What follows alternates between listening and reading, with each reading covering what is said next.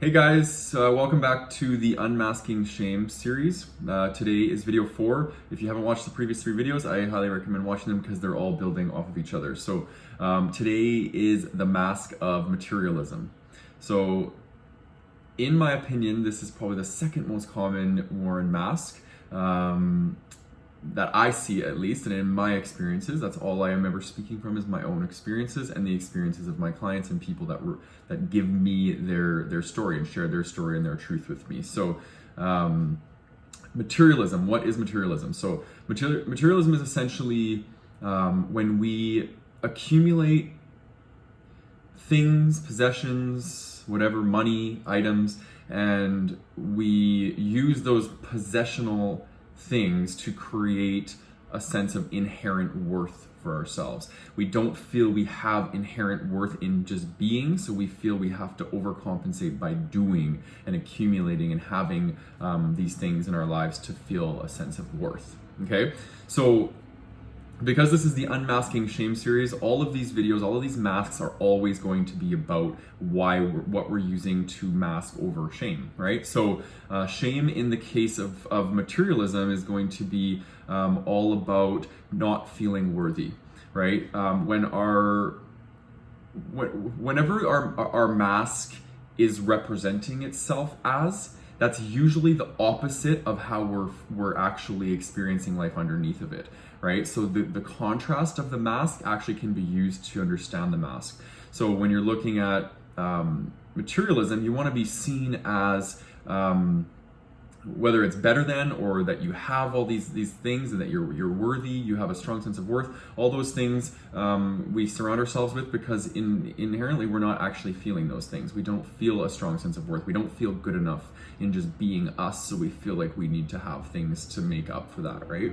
So the mask of materialism is really about compensation. So that's what I want to explore with you guys today. So one point I want to make is that this is not an LGBTQ issue, and exclusively, I should say. And none of these masks are exclusive to LGBTQ people. We take these masks and we use them because they help us get through tough times in our lives. They help us hide aspects of ourselves that we feel if we bring forth that we will be ridiculed, we will be punished, we'll be shamed, whatever that is, right? So they're adaptive to a point, but then they become maladaptive, and then we have to learn how to shed them, right? So, and that's really what Unmasking Shame is about. It's about allowing you to shed these masks so you can step into your authenticity and find who you actually are underneath the mask and connect with that person again and start to live life from this place of feeling fulfilled and having meaningful connections with other men and women, whatever it might be for you, that allows you to feel good about who you are, right? That's what this is about. So so I do want to make that very clear, that when I speak of all this issue, especially this one, the mask of materialism, it is a human issue, because we all feel to a certain degree not good enough. We don't feel we measure up, so we feel like, what's the best way to make myself measure up if I don't feel good enough in my own skin? Well, it's going to be to accumulate things. It's going to be to get a really good job and make a bunch of money and have a nice car and have a nice house and have these things that really distract people from seeing maybe what you lack in your sense of self-esteem or confidence, right? So what puts the mask on is, let's explore that. So the voice of shame at the end of the day is really what puts the mask on. So the voice of shame is always going to tell you that you're not good enough, that you're not worthy enough, that you don't measure up. Who do you think you are? That's a very common one for the mask of, or for the voice of shame to try and put on you, is that, that's a common one for me, actually. I feel like I've healed through some of the real trenchy stuff, like being in the trenches of the shame, but I still have it creep in, and for me it's a real strong desire to need to dim my own light. I don't want people to see me as thinking I'm better than them or whatnot. So I dim my light, and that is a shame thing, right? Because it's like, I don't feel good enough to have a strong light because I'm worried about how that's going to impact how people see me, which at the end of the day is it's the root is shame, because shame tells us that we're not good enough and that we're not okay to be, a bright light. So we have to constantly be dimming ourselves. So the voice of shame, that's essentially what the voice of shame is going to do. It's going to put the mask on, and it's going to keep it on, right? And what ends up happening when we start to learn to take off our mask is we have to first get at these voices that are telling us these things, right? When we have something that occurs in our life, we have these automatic responses to them. And we need to start to pay attention to what those are. And because we become so automatic in our own lives, we lose objectivity and we just eventually start doing. And we don't realize that actually we have these moments in our day where we can pause, we can stop, and we can say, okay, I want to stop doing this. Right. So that's what I do in my coaching, right? As I provide my clients with objectivity into their process so they can have those moments of sacred space where they can pause and reflect, do I want to continue this pattern in my life? Do I want to continue wearing this mask of materialism in my life and keeping myself disconnected from others? Or do I want to make choice B now, right? Do I want choice B to become my new choice A, where I can start to create new ways of thinking about myself and start to silence the voice of shame and start to peel off the mask and start to step into your authenticity, right? So a couple things I want to point out that are tangibles for the gay community. So as gay men, we tend to be a very successful group or subgroup of human beings, right? We are very, very much achievers. We're very much perfectionists. We want to be seen a certain way. We love image-based things that make us appear to be glamorous and fabulous, right? That's just the stereotypes of what it means to be gays, right? That we're over the top, we're fabulous, all that kind of energy. And really at the end of the day, when we are seeking out professions when you think about going into a profession, how much of that is motivated by wanting people to see you a certain way, right? And that's when it becomes a human issue, because how many of us choose professions like doctors and lawyers and those things because our parents wanted us to, or because we felt like it would make us more money or it would give us status, any of those things, right? And that's not really aligned to who we are. And then we find when we get into those roles that we're not happy, right? So this is a classic compensation for shame, because we are becoming super successful because we don't feel like we have a sense of worth on the inside. So we need to surround ourselves with careers and all these things that give us a sense of worth on the outside. Okay, and as we start to shorten that gap in between these two, we're going to start to find ourselves getting closer to who we are and liberating ourselves from these masks of shame, right? So second thing that I want to point out is the stereotypes of gay men also is going to be, think about the professions, the typical stereotypical professions of gay men are going to be makeup artists or hairstylists or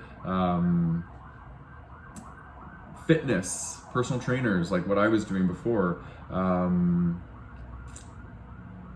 doctors, things, interior decorators, those sorts of things. And what that does, it tells me, and this is just my observation of this, would be that we choose professions because we're so good at masking or taking something in its organic state and making it better or more beautiful, right? Like makeup artists, hairstylists, those sorts of things. And don't get me wrong, I'm not saying that when you beautify something or when you make something better, that it has to come from shame. That's not what I'm saying. I'm saying there could be a correlation there. So it's important to understand that, as gay men, we tend to be influenced by the stereotypes of our culture. So it does speak to us, right? When we're in professions where it's about changing who we are and making us better and more beautiful or whatever it might be, we got to look at why. Is it motivated by shame or is it motivated by love, right? Those are going to be two typical ways to look at the distinction between the two. So one of the most beautiful things about letting go of these masks, and especially the mask of materialism, is going to be getting validation and praise and love for your mask versus for you. Okay, when gay men start to peel this mask off, there comes a point in your life where you just are tired. You're tired of hiding behind your things. Those things no longer give you a sense of worth anymore, because you're looking for something more meaningful. You're looking for connection, right? This is part of spiritual maturity. This is part of even just maturity as growing up. And I find this with men, gay men in their 30s and 40s, that they start to have these epiphanies of, I want more out of life than just these things. Like, yeah, I've achieved success, I'm a CEO of this company, whatever it might be, but I don't actually have validation, praise, and love for the things of that are actually who I am, right? So when you start to notice that discrepancy, you start to crave the connection and the praise and the validation from people on you, right?